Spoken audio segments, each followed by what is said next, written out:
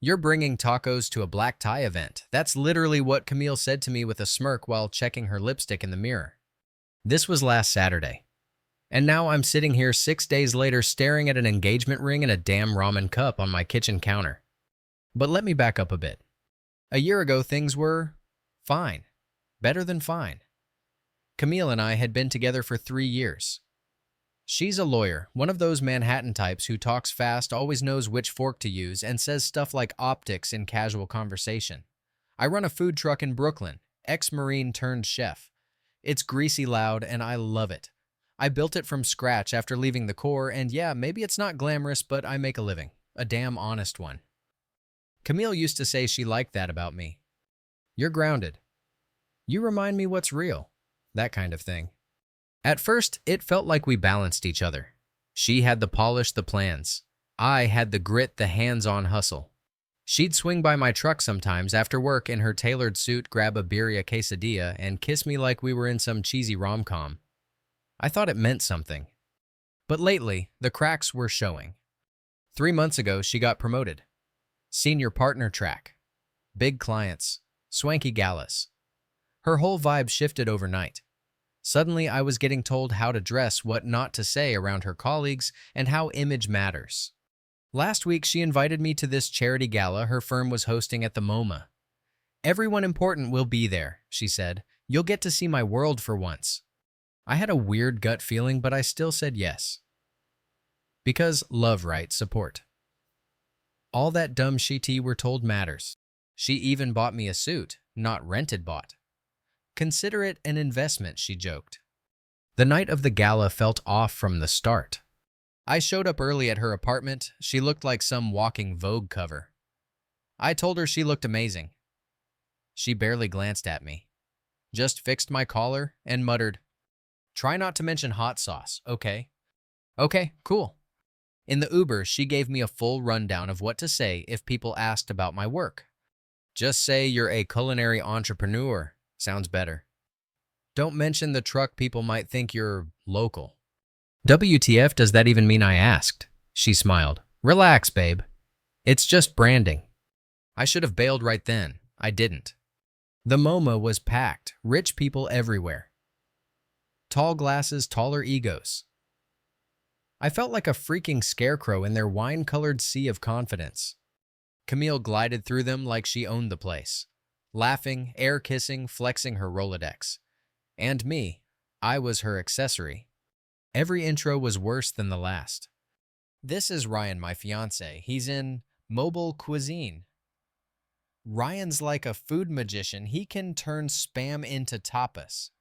At one point, some investment bro in a tux asked me about the truck. I said it's called the Rolling Feast. I do modern Mexican with a twist. Camille actually interrupted me and said, "He's being humble. He makes mean street tacos. You should try them after your next bar crawl." Everyone laughed. I didn't. I just smiled, shoved my hands in my pockets, and swallowed it. Again. Then came the toast. God help me. Camille stood on the tiny stage holding her glass like she was getting an Oscar. She thanked her team, made a joke about working 80-hour weeks, and then, "I also want to thank my fiancé Ryan. He's not a Wall Street guy or a Harvard guy, but if you need a taco at 2 a.m., he's your guy." Laughter, applause. Someone actually whistled. I stood there frozen, feeling like I'd been slapped with a velvet glove in front of 100 people wearing Rolexes. She turned and winked at me, like it was all fine, like I was just part of the performance. I didn't clap. I didn't smile. I walked outside. She found me on the museum steps. "Why'd you sneak out? You really don't get it, do you?" I said. "Babe, it was just a joke. Everyone thought it was funny." "Yeah, that's the fucking problem." We argued. Her tone turned cold. I didn't say anything that wasn't true. You're an ex-military guy with a taco truck. Sorry if that's not Vogue. And just like that, everything snapped into place. The subtle digs, the condescension, the way she always talked about my work like it was cute, disposable, convenient. She thought she was settling, and that I should be grateful. I took off the ring, held it out. Find someone you can brand properly. I didn't wait for a response. I walked. I kept walking. And that, my friend, was just the beginning. The morning after the gala, I woke up to 7 missed calls from Camille and a flurry of texts. "We need to talk." That was an overreaction. "You embarrassed me in front of my firm. You're acting crazy." Crazy. Right. Because walking away from public humiliation now qualifies as mental illness. I didn't respond. Instead, I sat on the floor of my tiny apartment, still in my dress pants from the night before drinking cold coffee and thinking about the look on her face when I handed her the ring. That split second of genuine shock. Not because I ended it, but because I had the audacity to not worship her like everyone else did. I wasn't angry yet. Not really. Still dazed. But by that afternoon, the real Camille started coming through. She went public. Her Instagram story was suddenly full of healing energy quotes and photos from the gala with captions like, "Never dim your light for a man who's scared of your power." Then came the group chats. Mutual friends started texting me. "Hey bro, everything okay?" Camille said. "You stormed out 'cause someone joked about your job. Kinda harsh to walk out mid-event, no." Kinda harsh. Apparently, Camille had started telling everyone that I was insecure about being around successful people, that I couldn't handle a joke, that I bailed on her because I was intimidated by her world. The narrative was,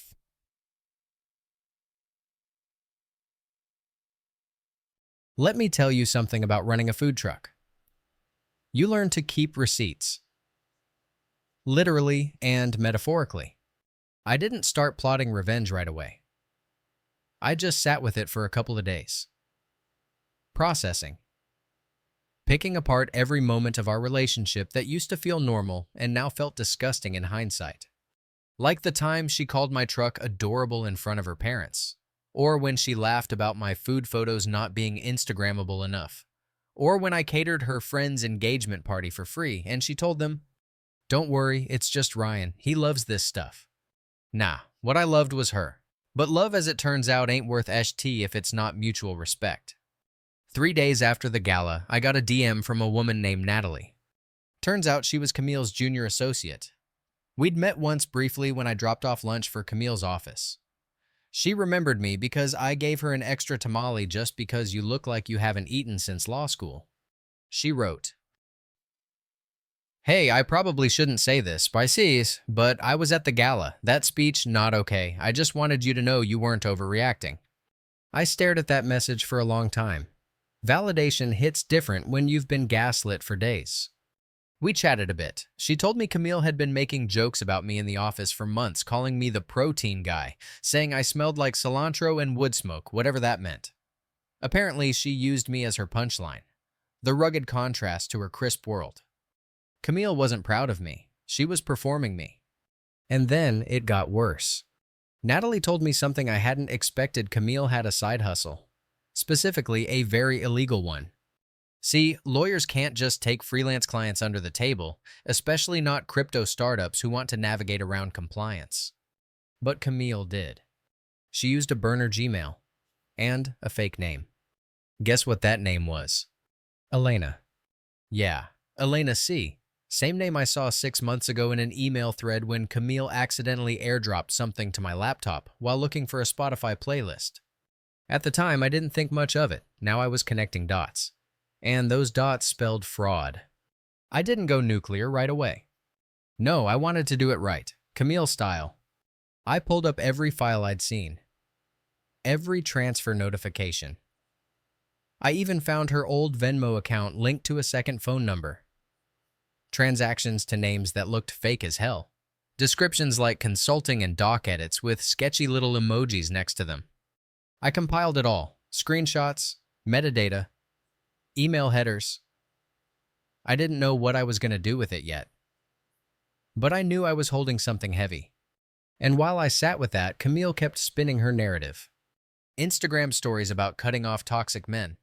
A carousel post of her in the gala dress the same night she tore me down with the caption, "Sometimes you have to lose the weight that was holding you back." People were eating it up, comment after comment. "Yas, queen, you dodged a bullet. He sounds threatened by a real woman." I was pissed. I was done playing nice. So I made a move. I didn't go to the internet. I didn't post a clapback. I sent an anonymous tip to a legal ethics blog Camille used to write for. The headline 2 days later: Are NYC's rising lawyers taking side work under the radar? They didn't name her, but the screenshots I'd sent were specific enough that anyone in her office who saw the article would connect the dots. And someone did. Because not even 24 hours later, I got a text from Camille. You seriously went to the press? This is defamation. You're going to regret this. I didn't respond. I just watched the story spread. A few days later, I heard from Natalie again. Apparently, Camille's managing partner confronted her. Not because of me directly, but because clients had started asking questions. Why is your associate's side alias connected to these shady cases? She denied it, of course, claimed it was a smear campaign, played the victim. But damage was done. They pulled her from a big merger case, postponed her promotion. Word around the office was she was being watched closely. She posted one last thing on her socials before deleting them entirely. The truth always comes out. Beware of bitter men who can't handle strong women. Girl, please. This wasn't bitterness. This was justice served cold and with receipts. Meanwhile, I went quiet. I focused on my truck. I added a new item to the menu: the Gala Special Street Tacos with burnt edges. People laughed when they ordered it. Some asked if it was a joke. I just smiled. It's inspired by a very fancy night I don't talk about anymore. Word got around. My regulars doubled. Local food blogs picked up the story, not the scandal, but me. The ex-Marine with a taco truck and a mean carne asada who turned heartbreak into hustle. I didn't tell them the whole story. I didn't have to.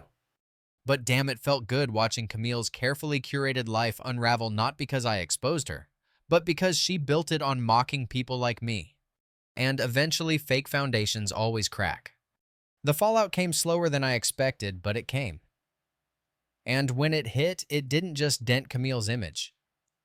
It cracked the whole damn illusion she'd been living in. At first, it was subtle. She stopped posting as much. Her captions lost that smug little sparkle. Then her profile just vanished. No Instagram, no LinkedIn updates. Just quiet. But people were still talking. Natalie messaged me again about a week after the blog post blew up. FYI, she's been pulled from 3 of her top clients. I think HR is involved now. She's been having meltdowns in the office, crying during meetings. It's bad. I didn't gloat. Okay, maybe I smirked. But I wasn't celebrating her downfall. I was just finally feeling seen. Because for once someone else was experiencing what I'd been putting up with for months, maybe years. The subtle digs, the fake praise, the support that felt more like pity in disguise. She was unraveling, and I didn't even have to lift a finger. I just stopped covering for her. One night, 2 weeks post-gala, I was closing up the truck when a familiar car pulled up. Camille. Still dressed like money. Hair perfect. But her eyes, they were different. Tired, mean. She got out and walked up like we were still something. So this is what it's come to, she said, serving tacos and hiding behind blogs. I laughed. Couldn't help it. Camille, you humiliated me in front of 100 people, lied about me online, and then you want to talk about hiding. It was a joke, Ryan. That's what people do when they're comfortable. Nah, what people do when they're comfortable is protect each other. You were never comfortable, you were just condescending. She folded her arms, trying to look unaffected. You're blowing things out of proportion. If you really cared, you'd have talked to me, not run off and sabotage my career. That's when I lost it. Not yelling, not dramatic, just done. I didn't sabotage anything. I told the truth. The problem is, you built your entire image around a lie, and now it's catching up with you. You could have ruined everything, she snapped. I tilted my head. No, Camille. You did. I just stopped helping you pretend. She didn't respond. She just stood there for a second, staring at me like she was trying to calculate the next move. But she didn't have one. So she left. Didn't say goodbye. Didn't look back. For a while after that, it was quiet. My phone stopped buzzing with, "Did you see this?" messages. The food truck settled into a new, normal, steady business, familiar faces. No more drama, no more tension, just work. I started sleeping better, eating better, Even started doing Sunday hikes again, which I hadn't done since before Camille moved in. But something still lingered. Not sadness exactly, just disappointment. Not just in her, but in myself. I kept replaying all the little moments I'd let slide, the comments I laughed off, the parties I went to where I stood in a corner while she paraded me like a novelty. It wasn't about revenge anymore. It was about reclaiming my damn dignity. Then came the twist I didn't expect. About a month later, Natalie sent me one last message. FYI. Camille's firm quietly dropped her. She's not fired, but they gave her a transition package, basically told her to leave with her head up before they made it public. Apparently, clients didn't trust her anymore.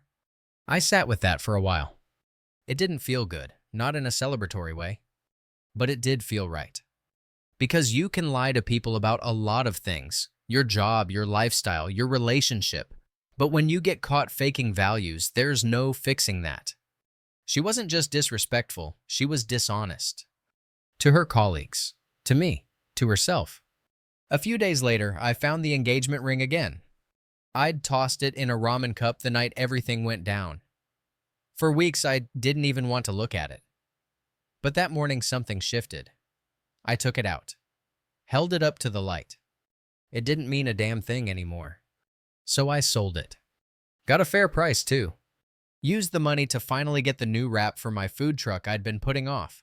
Black and matte with gold script. Looked clean. Legit. Like I'd arrived. But I didn't stop there. I used the rest of the money to start a second truck. Hired a kid who used to help me out part-time, another vet who'd been struggling to find steady work. He reminded me of me, just a few years earlier. Just a few years. I didn't tell him the story behind the second truck. He didn't need to know. The real shift came the night of the block party.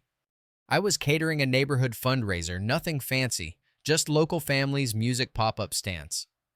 Somewhere around 7 p.m., an older woman came up, looked at the chalkboard menu and said, "You're the guy from that article, right? The one with the rolling feast." I smiled. "Yeah, that's me." "Good. My daughter read it and applied to culinary school." I froze. Said it made her realize she didn't need to fit into someone else's world to matter in her own. I nearly dropped the tongs. That moment, that was it. Not the blog, not the payback, not even Camille's career ending in whispers. That one sentence from a total stranger, that was the real closure. I haven't heard from Camille since the food truck confrontation. Mutual friends say she moved to DC, took some consulting gig no one really understands. Rumor is she's trying to rebrand. Cool. I'm not angry anymore. Honestly, I hope she's okay. But I also hope she finally understands what it means to respect someone. Not because of what they wear, or how much they earn, or which circle they belong to, but because of who they are when no one's watching. Me, I'm still running tacos out of a steel box on wheels. Still burning my fingers on hot trays. Still taking cash tips and handwritten thank yous. And every night when I lock up, I breathe easier knowing one thing. I'm not somebody's punchline anymore. I'm the fucking main character. 3 months passed. No more texts, no more cryptic posts, no new messages from mutuals with "you won't believe what she said now," just quiet. At first, the silence felt weird, unnatural, like waiting for a storm that never hit. But after a while, it started to feel peaceful. Like I could finally breathe without checking over my shoulder for another passive-aggressive jab disguised as a joke. You don't realize how loud someone's presence is until they're gone and the room finally goes still. And in that silence, I started rebuilding not just my schedule or my business, but myself. The second food truck officially launched in early spring. I called it the second serving. Not because I'm poetic like that, but because it fit. It wasn't just another truck. It was my second chance. My second life. That new guy I hired, Eli, he caught on fast. He'd been a Marine too, like me. Solid work ethic, quiet, focused, and not above scrubbing down fryers after a 14-hour shift. We started getting booked back to back. Office parks during the week, breweries on weekends, festivals in between. It was weird watching things take off like that. We weren't doing anything different. We were just doing it without weight on our backs. No more Camille. No more pretending I needed to dress up my life to be respected. No more explaining myself. One afternoon, Eli and I were setting up for a food truck rally in Prospect Park. Some big deal influencer food critic was there doing video reviews. Eli asked me if I was nervous. I shrugged. Dude, I've had my career turned into a joke in front of 200 lawyers. I'll be fine. He laughed, but I meant it. Camille didn't just bruise my pride. She made me question my worth. And surviving that walking away from someone I loved because they didn't see me was the hardest damn thing I'd ever done. So yeah, I wasn't worried about some blogger rating my carnitas. Then one day, out of nowhere, she showed up. I was parked near NYU for lunch rush. The line was down the block, music blasting, people joking, the usual. I turned around to grab more napkins, and there she was. Camille. Hair different, softer somehow. Wearing flats, no heels. No power blazer, no clipboard, no big "I'm the most important person here" energy. Just Camille. Hey, she said. I didn't say anything at first. Just looked at her. Honestly, I thought maybe I was hallucinating. She looked around like she was suddenly aware she didn't belong here anymore. I was in the neighborhood. Thought I'd say hi. I kept my tone neutral. Hi. She nodded, lips tight, unsure. You look busy. Always am. She hesitated, then held something out. A small white envelope. This is gonna sound dumb, but I've been doing a lot of therapy and writing. That's a letter for you. Thought maybe you'd want to read it someday. I didn't reach for it. She placed it on the edge of the counter. Then she stepped back, kind of half smiled. You're doing great, Ryan. I mean it. And then she left, just like that. No drama, no crying, no long monologue. Just gone. I didn't read the letter right away. It sat in my glove box for 3 weeks. I wasn't avoiding it out of anger. I just didn't know if I needed it. I already had closure, but curiosity's a tricky thing. One rainy Thursday night, after a long double shift and 2 Modelo beers, I sat in the truck with the engine humming and opened it. It was handwritten, neat, formal, like she was still trying to make partner. She said she was sorry. Said she'd spent years confusing performance with purpose. That her idea of success was borrowed from her parents, her bosses, her LinkedIn feed. That she weaponized her ambition because deep down she felt like she was always one slip away from being irrelevant. She said I was the first person who never asked her to prove anything. And that's why she tore me down. Because I reminded her of everything she couldn't fake. I didn't respect what you do, she wrote. Because I didn't understand what it meant to build something real. She didn't ask for forgiveness, didn't try to get back together. Just a quiet, messy truth written on 5 pages of hotel stationery. I folded it back up, put it in a Ziploc bag, and stashed it in the truck's first aid kit. I don't know why. It just felt like the right place for it. Something broken, something honest, tucked away. Still there, but not bleeding anymore. A few months later, we were invited to cater a private wedding. Some couple found us through Instagram, said our food felt like home.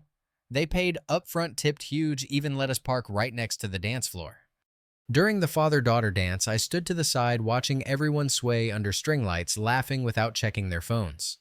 And I realized I wasn't sad anymore. Not bitter, not angry, not even haunted. I was happy. Not because she was gone, but because I wasn't pretending to be someone else anymore. Eli asked me once while we were cleaning out the back fridge if I ever missed her. I thought about it, for real. Sometimes, I said. Not her exactly, but what I thought we had. He nodded. Makes sense. But you're way better off, bro. And he was right. Because somewhere in all that chaos, in the jokes, the lies, the unraveling, I found something solid me. The guy who works with his hands, who smells like mesquite and cumin, who knows his worth without needing a fucking podium to validate it. Now, every time someone asks how I got into food, I just smile and say, heartbreak and hunger. Best combo there is. And when people make jokes about street tacos or food trucks or grind culture, I let them. Because I know who I am. And more importantly, I know who I'll never be again. Someone who settles for being background noise in someone else's spotlight. A year ago, I was standing on the steps of the MoMA, stunned, humiliated, wondering how the hell the woman I was about to marry could turn me into a punchline. Now, I'm standing behind the grill of my second food truck flipping tacos for a line of regulars who know me by name, who ask about my dog, who recommend my carnitas like it's Michelin star stuff. Not because they think I'm fancy, not because I fit some image, but because they respect the work. And man, that hits deeper than I ever expected. I get asked a lot now, do you still think about her? Would you ever take her back? Do you wish you'd stayed? Short answer, no. Long answer, hell no. But here's the thing, I don't hate Camille. I really don't. If I saw her again, I wouldn't spit venom or wish her failure. I'd probably just nod, maybe even say hi. Because whatever she was trying to become, it wasn't my job to save her from it. What I do think about, though, is how easy it is to lose yourself trying to impress someone who never deserved your effort to begin with. And I think about how long I stayed quiet. All the little things I swallowed. All the red flags I repainted as quirky differences or just her being driven. It wasn't just about her putting me down. It was about me not standing up. One thing I've started doing might sound silly. I keep a journal in the glove box now. Nothing fancy, just messy entries.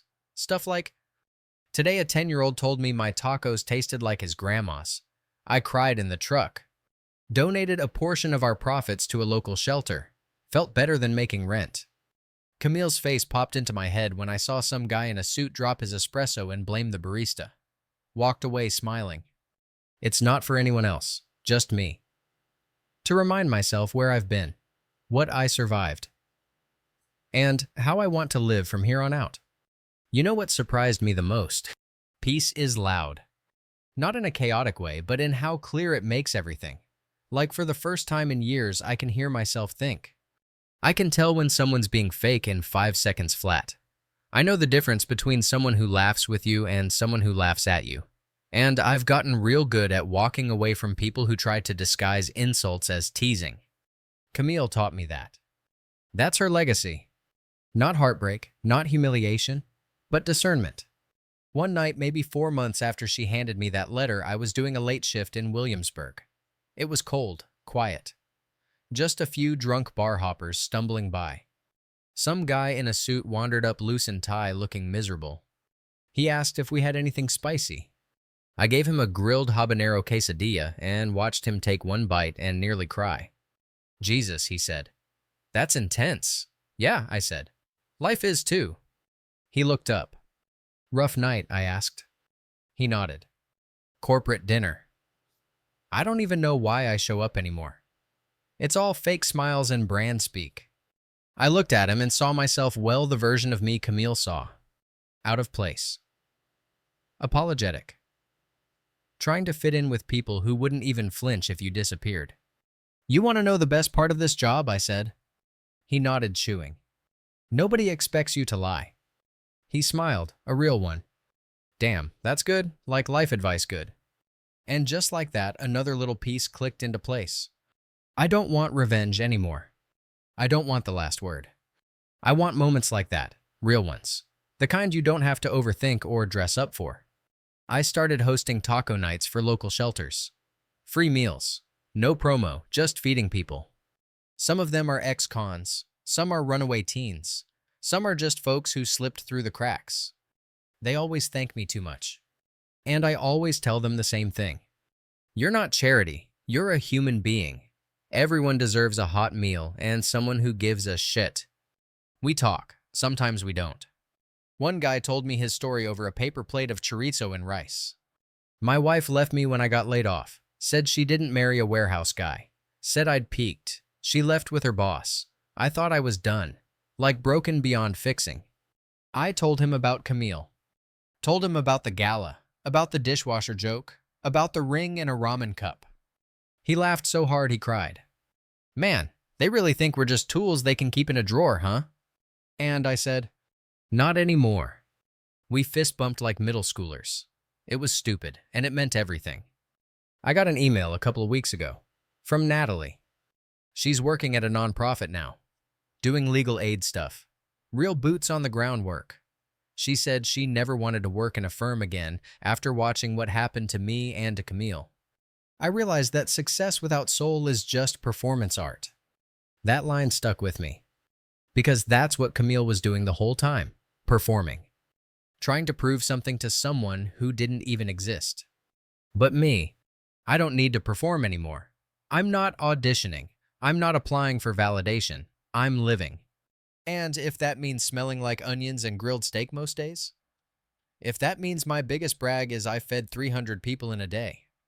If that means I'll never wear a suit again unless it's to someone else's wedding? Then fuck yeah, I'll take it. A customer asked me recently, "Do you ever regret walking away?" I looked them straight in the eye and said, "Only that I didn't walk sooner."